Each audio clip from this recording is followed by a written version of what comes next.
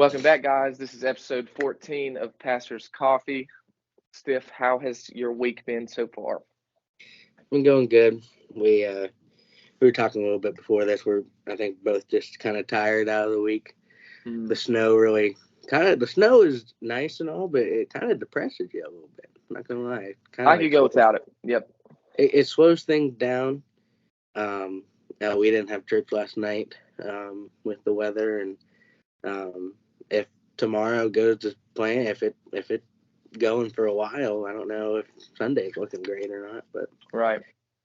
So it's kind of hard because with the holidays we were out a lot, didn't have a lot of youth group, and then now with the weather we're not having a lot of youth group, so it's kind of been hard to stay connected and everything. But I've been getting stuff around the house done, and so that's been good. It's good, yeah. But Liam's doing better. He's still a little sick, but he is doing pretty good. He's had a rough time, man. Yeah. So I'm ready for spring, ready for summer. Me too, buddy. Yeah. So, how about you? Man, this has been about the busiest week I've had in a while, and I feel like I say that every week now, which is not good because I've preached on here. Busyness does not lead to godliness, and I'm not taking my own advice. So obviously, we can update everybody. We've started our masters. We're in the same program together, we're kind of bouncing stuff off each other, which is good. And I think it'll help us both stay accountable with online classes. It's just tough. So been trying to get those things done. We'll just share with everybody. I have my assignments done for the week, and you don't. I have I'm that. the kid. I'm just gonna blame it on the kid. Yes, you do. But I have I've got that done, trying to kind of tackle that with obviously all of my other messages for the week. We don't cancel church over here. But it's so I think if we have even the iciest roads that we're going to still meet, but it's a good thing. I'm glad that we've still been able to get together. So we'll see about this weekend. I don't know. It's supposed to get bad. But yeah, I've had that, and then obviously with basketball and everything, and the coaching, I've actually got another game today. So right after this, I'm getting on the road and heading that way. So it's just been super busy trying to balance everything. Obviously, still trying to build a relationship with Mackenzie every day and make that the priority and everything, and still trying to find time personally, other than just devotional for my relationship with God and everything. So it's tough, and everybody has their stuff, and it's a battle for everybody to kind of prioritize things. And when new things come up, it's just a new challenge every time. So it's nothing different. It's just new things. But it's been overall good week. Yeah, you know how I am with master's classes, so and just classes online in general. We'll keep you updated. A little rougher up, so you can pray for mainly me, because he's on top of things. I submitted the first 2 assignments, and also I get call. But yeah, you can pray for us with this master's class and getting it done on time and in a timely manner, as we should, and turn that off. Especially with that one business class that we took in college online. I mean, we loved that. So, yeah. We were really good at it. We were really good the week before it was all due. Oh, man. But that was anyways, yeah. So, Brooke, what's the topic? Yeah, so this is just kind of something that's been on my mind kind of this week, because it goes along with my Sunday night message. But just and I can start us out, but just so you're thinking about it, just kind of along the lines of what happens in a church when priorities aren't in the right place. So, and not necessarily with bad intentions, it could be in a good place. Like when you think about the mission of the church, you have worship, you have discipleship, and evangelism. Obviously, it's kind of like your big 3 of any church. They all 3 have to be together and a part of your church. But what happens when a church decides worship is more important than the other two? And that's pretty evident as soon as you walk in the door. Like, their emphasis is on worship. But then you have some where worship isn't enough, and you have too much discipleship, not enough evangelism. So you're never reaching out outside your walls, and you feel so inclusive, and you become more like a clique, and it's hard to reach out. So I guess the question would be is how to prevent that from happening, how to have your priorities straight. So I'll start off while you're thinking about it. And I would say that it kind of goes back to your mission, that all three, worship, discipleship, and evangelism, all have to be a part of the church. But I always appreciate it, and you'll probably say the same thing. But when we had class with Dr. Killen in college, when he would talk about how edification, how discipleship was really the true focus, both of your other components, your worship and evangelism, have to be priorities. But if you have a good discipleship program, it's going to make you want to do the other things.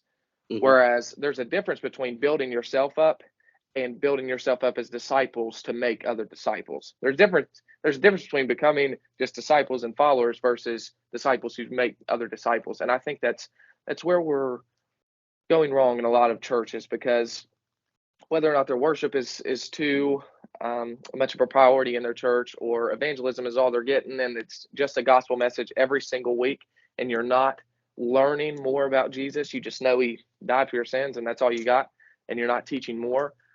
I think we're seeing that in a lot of churches. Whereas if you're truly teaching believers to make other believers, to make other disciples, and to teach them, not just get them to Christ, but walk them through learning who Christ is more and more each day, I think we can start to see the church grow. And I think the model of Jesus, and that's why he sent the Holy Spirit, now that he can reach the world. But on his earthly ministry, he had 12 people around him every day.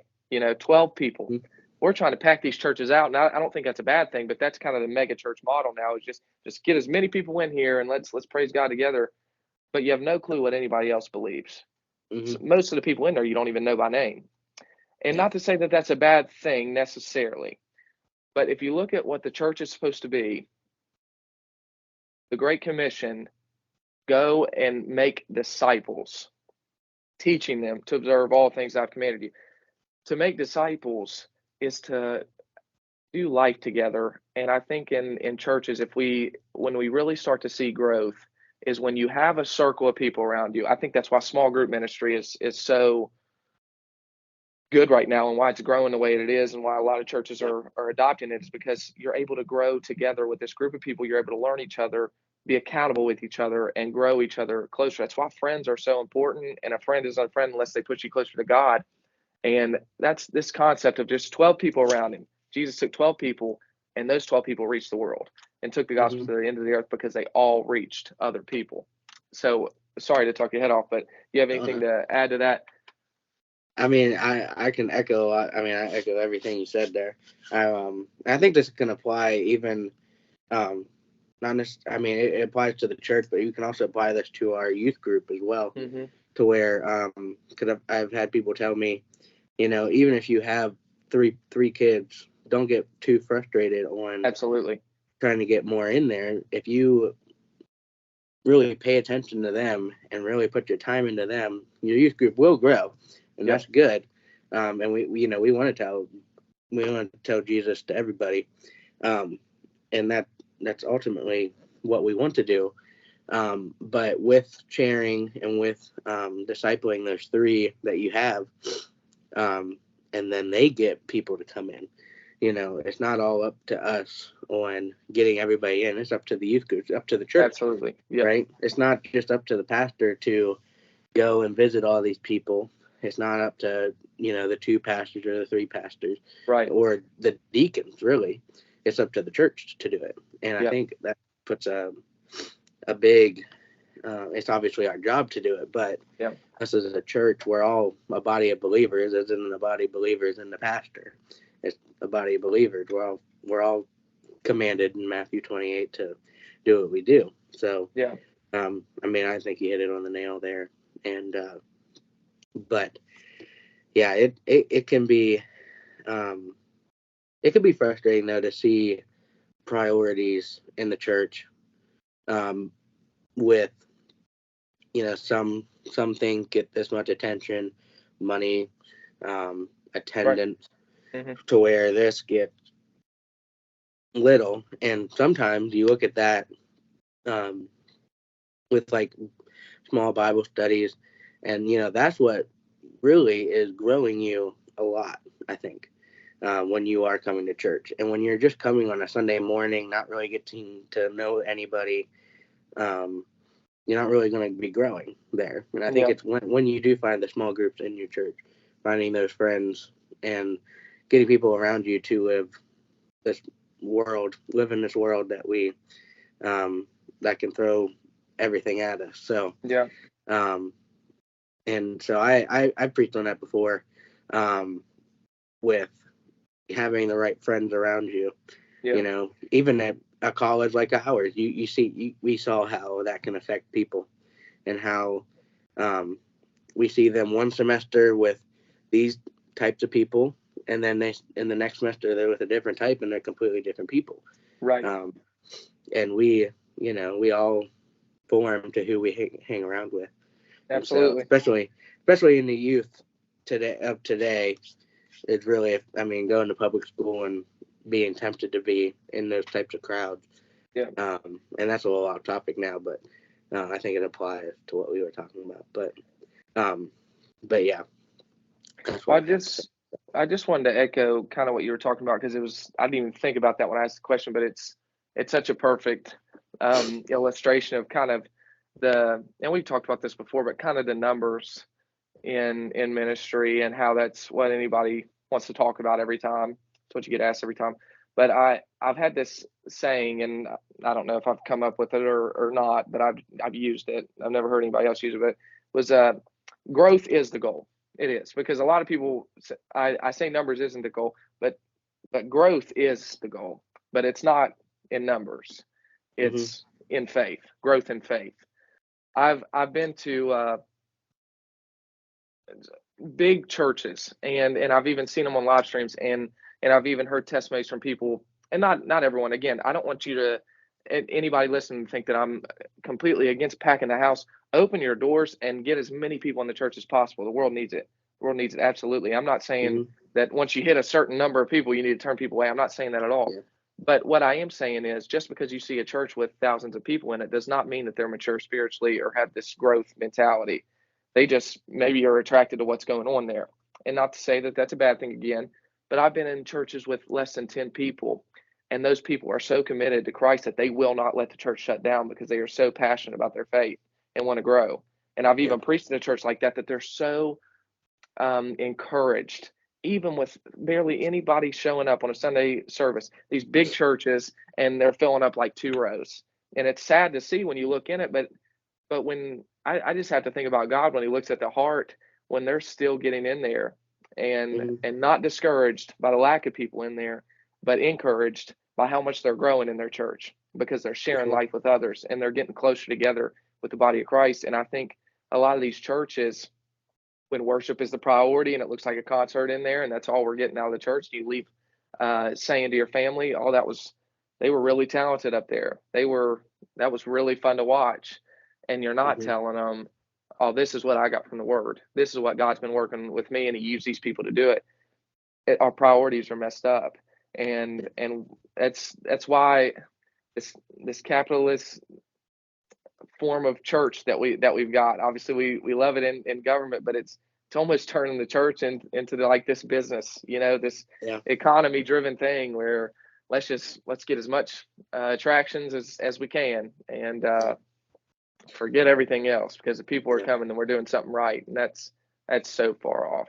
Yeah. It's just not a good perspective. So Yeah. And I mean, it's sad to see. And I think I would, I've said this to my youth before. I would rather you not come to church and know that you are not saved by Christ, than come to church faithfully and realize one day that you really aren't saved at all. Yeah. And I think that's a lot of churches are doing that nowadays, just trying to get people in there and not necessarily growing them. Yep. And to think that, oh, I went to church today, I saw this cool concert and stuff, and then go home and feel like you've done your good deed. And then one day you're going to realize that was not anything that you needed to do. Yeah. And so it's frustrating seeing that, and just seeing that so many people go to that when we're putting in all this time for our services, we're putting in so much time for our youth. We're like, man, we're a better preacher than they are, and they're getting like 5,000 people. So and so it's just it can be frustrating, but a lot of false teachers out there. So we talked about that already too. But yeah, it can be frustrating. But the Lord, He put us in our position, and He's given us our purpose, and so yeah. And the saddest part about that, and we probably should move on after this. I'm talking your head off, but it's it's sad because a lot of those people in the church are there with the most pure intentions possible. They haven't grown very much from it, but they think that this is what Christianity is supposed to be. You meet and we just go to church. It's what you do. But after that, I have no clue what to do with my Bible. I have no clue how to pray. I have no clue how to share my faith with others. But I went to church, and it turns into this good morals religion, and that gets preached about enough. And I don't know, that kind of gets old, but it really does come down to that with this, because I don't think most people, now teachers are a different thing. False teachers are a different thing because they're held to a higher standard. In James it says, be careful to teach because you'll be judged more harshly. And I think, I mean, there's no excuse for that because you need to be in the Word and preparing. But for the people going to these churches, they don't know any better, and that's what the saddest thing about it is because I think it kind of goes back to our churches, the ones who are being taught to be discipled.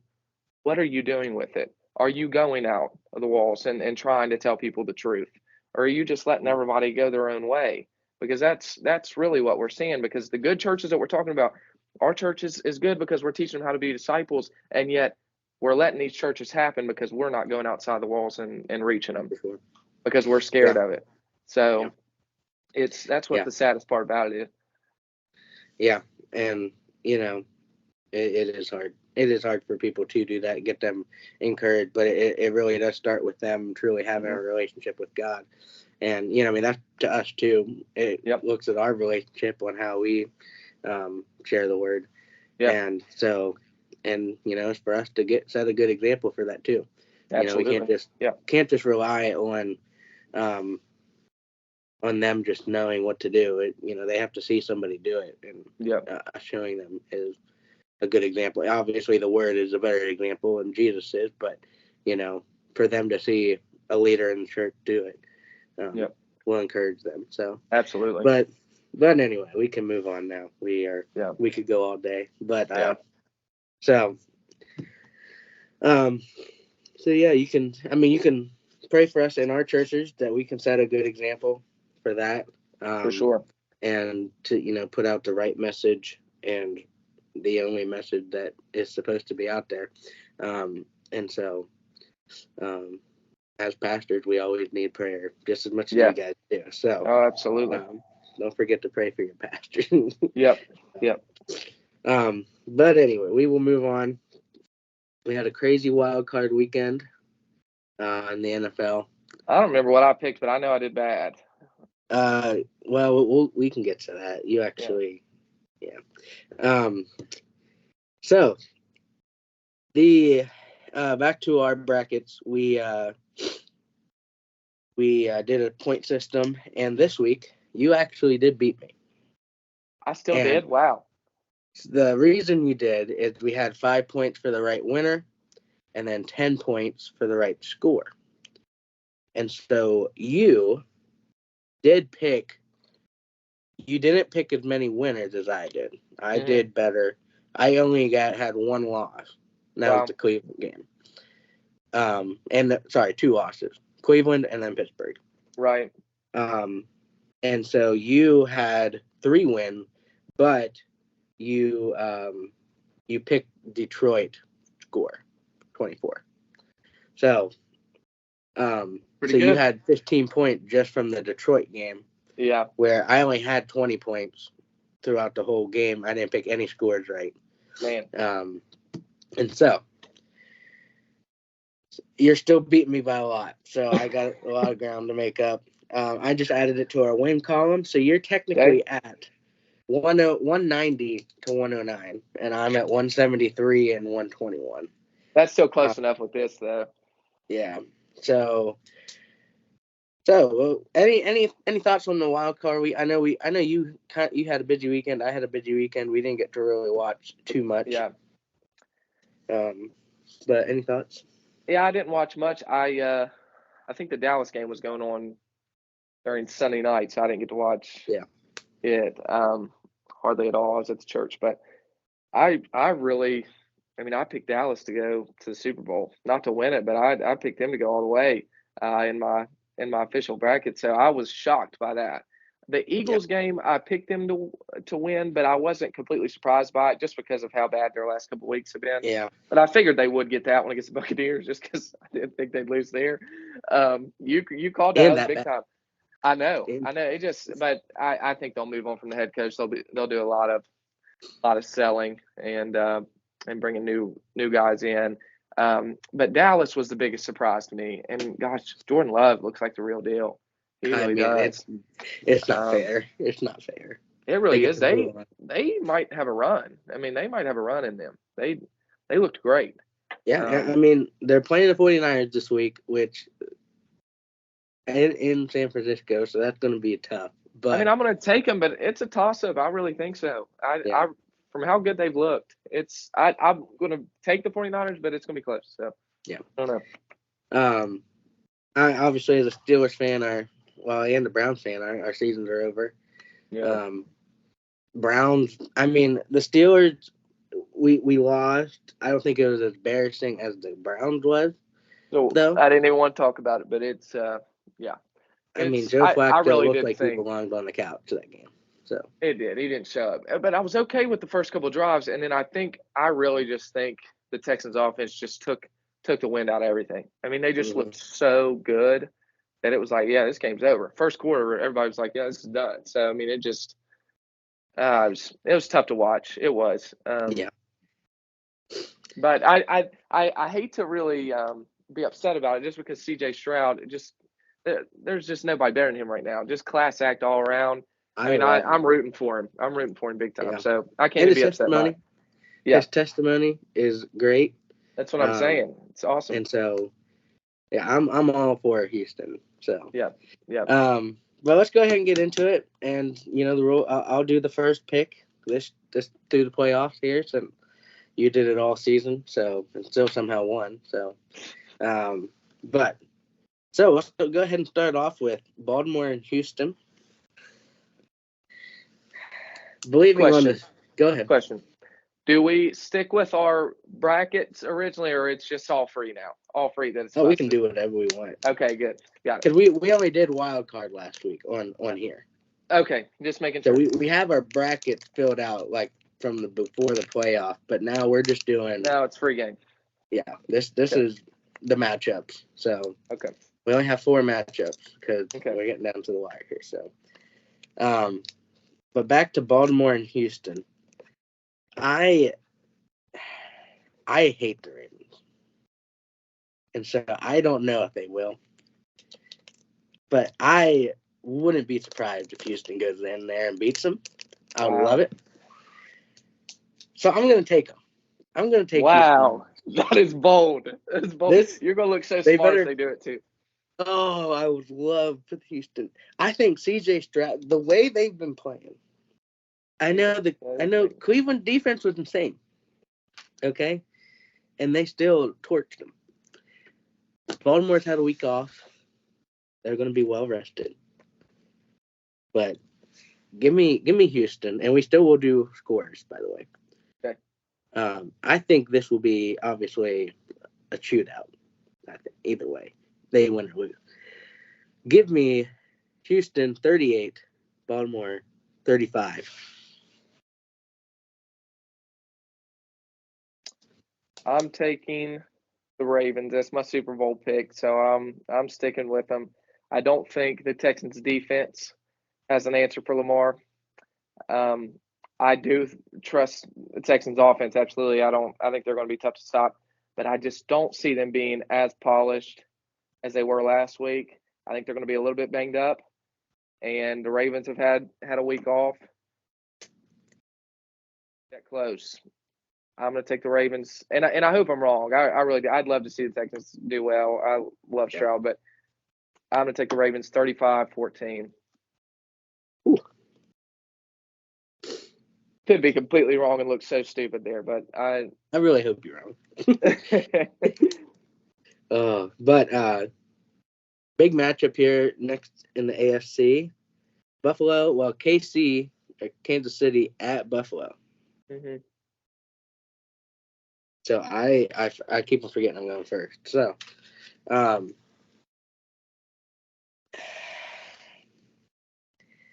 think Buffalo wins this at being at home.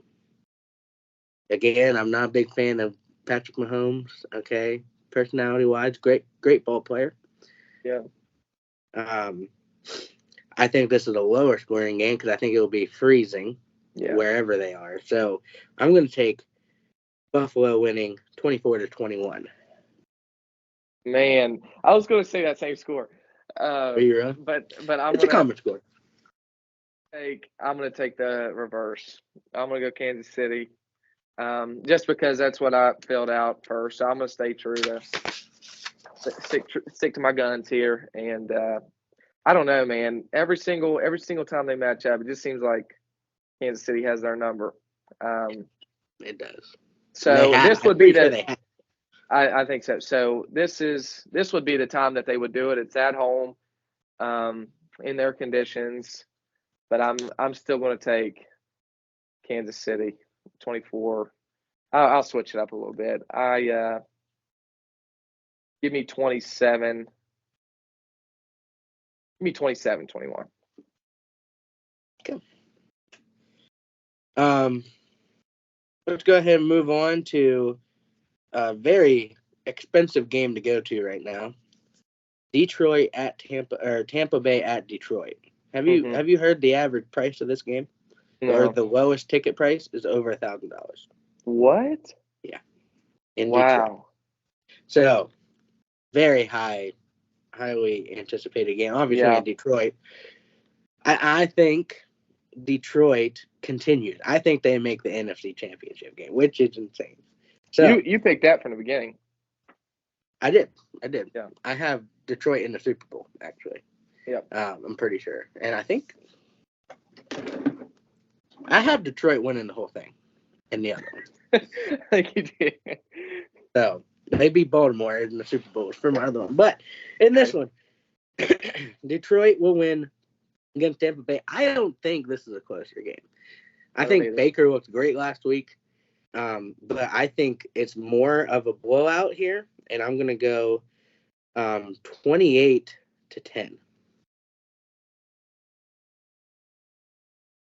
It's hard for me to think of different scores after you say it because, like, literally, I'm on your same wavelength. I'm going to take Detroit here. I just don't think. I think that last game with Tampa Bay was kind of a fluke. Honestly, I hate to say it, but it was just they got a big time game, and the Eagles just are awful right now. It's hard to see. But I'm going to take Detroit pretty easily. Give me 24-14. I'll score twice. I'll say I score twice. There you go. Okay. San Francisco at Green Bay. That's a tough one. Green Bay at Other way, yeah.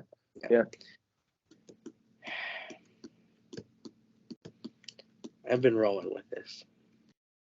You gonna do it? Green Bay. Wow. 7th seed. That's wild. Green Bay and Detroit in the NFC Championship. That'd be crazy.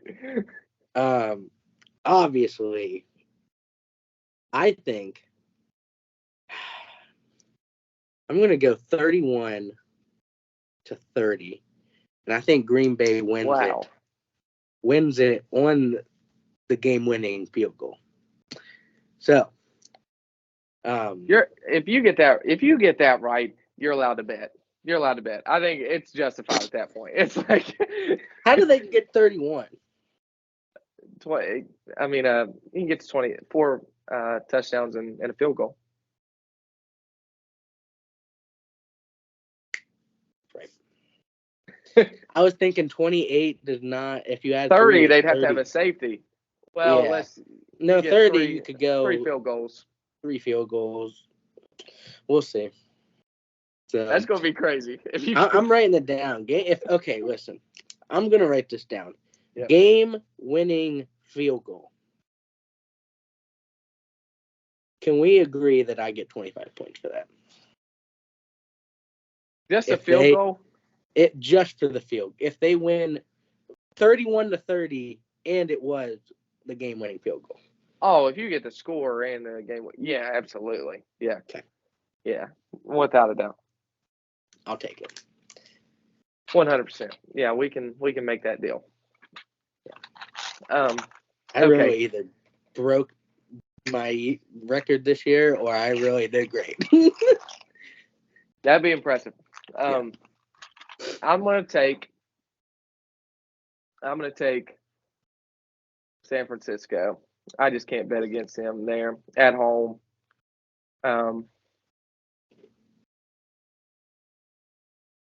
Give me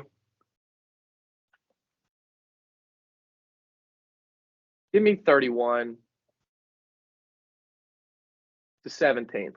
31-17. Okay. I think Love's luck ran out. I could be wrong. Yeah, I mean, you're just bold today. You're bold today. I was feeling it. I was feeling it somehow. I don't know. If that happens, 31-30, game-winning field goal. Yeah, we need to get on a plane to Vegas. Absolutely, you do. I'd lose everything. You saw that, never mind. I can't say that. Anyway, so maybe not. But we just know I shouldn't gamble at all. Not just because we're Christians, but we've seen it happen, and there was no money involved. It's just strictly chips. Redka, if you're watching, thank you. I'll throw him under the bus. But yeah, what a time. So what a great time. Yeah. NBA All-Stars should be coming up next month. Mm-hmm. Yep. How you feeling? You guys haven't really made any moves, so. No, I'm just kind of upset right now that LeBron doesn't have the most votes. It's the first time LeBron hasn't had the most votes in years. Yeah, is he a captain yet? Is he? He's they're the doing it weird. He's going to be the Western Conference captain. It's back to what they used to do. So Eastern Conference versus West. But Giannis has more total votes than LeBron, which is crazy to me. Yeah, it is. But just globally, I don't know. He's second. Yeah. What the thing is though in the voting, like you're voting, there is more Western Conference front court players. So like your top vote, like you've got LeBron, Durant. I think Luka's considered a guard, but you've got Jokic, and the West has more people. So I think that kind of goes into it, that Giannis is just the number one pick of it. But still, it's kind of wild to think that LeBron is the number one voted All-Star right now. Yeah. I think if they truly tried to play like a true game between the West and the East. Oh, it wouldn't be close. It would not. I mean, who did the East have? The West would be so deep. Yeah. They could start and they could put out another person every minute. Their second team would beat the East starters. I really think so. Now the East starters are pretty crazy, I will say. with, I mean, well, maybe not. I keep on because Giannis and Tatum Yeah, and Embiid. and that's great. I mean, that's arguably Who do they 3 got of from? top Who do five. they got in the guards? Lillard now. Lillard would probably be your top guard. Yeah. And if you put Jimmy Butler as your shooting guard. But So I mean, it's great. It's great, but I mean, compared to you think SGA, Curry, Braun, I mean, either Luka Doncic or Steph Curry is going to come off the bench for the West. I mean, that's just dumb. as of right That's just now, dumb. I mean, Yeah, SGA should be probably coming off the he's bench, probably going, but but he's probably going to start. Just yeah, this year is insane for him. yeah, So, yeah. And you think James Harden? I mean, they are stacked. The West is stacked. dude, I don't know if you saw anything from that Thunder and Clippers game the other night. Oh yeah, I watched it. Yeah, That Paul George smooth. went absolutely off. He Dude, just got a pretty the game, Thunder man. would come back. The Thunder would come back. Paul George would come in the game and be like, never mind. Yep. I mean, that dude was crazy. I've never Yep. seen something like that. I mean, it was insane. So Yeah, he's special. Thunder went to LA and lost twice. So kind Yep. of on the downslope as of right now. So but yeah, a little bit NBA there, and it's been exciting to watch. I mean, I haven't watched every game, obviously, but it's kind of hard to with basketball. They're so late at night, especially for you. 10-30 games. Yeah. Has AD talking about requesting a trade at all? Mm-mm. No, I've seen some rumors about that, but I No. didn't think they were true. So I could see wouldn't that. LeBron leaves next year, but no, he's I don't here to think stay. anything mid-season for them, big wide, No. like nothing I big. was thinking so last week, but now they've won the last 2. They look like they're getting their rhythm back. I don't think it'll be a major move, which I would love to see. I really wanted Zach LaVine, but I don't think it's going to happen. So yeah. But well, anyway, guys. Well, thank you guys for watching. I kind of forgot we were on the podcast for a little I bit. know. There. That's what happens. So, but yeah, thank you guys for watching. Let us know what you want us to talk about. We're going to be running out of NFL stuff here. Yep. So Please give us ideas. Yep. Yeah, we would really appreciate it. Anything sports related, really, either in ministry wise. But let us know. But thank you guys again for listening today, and we'll see you guys next week. We'll see you all later.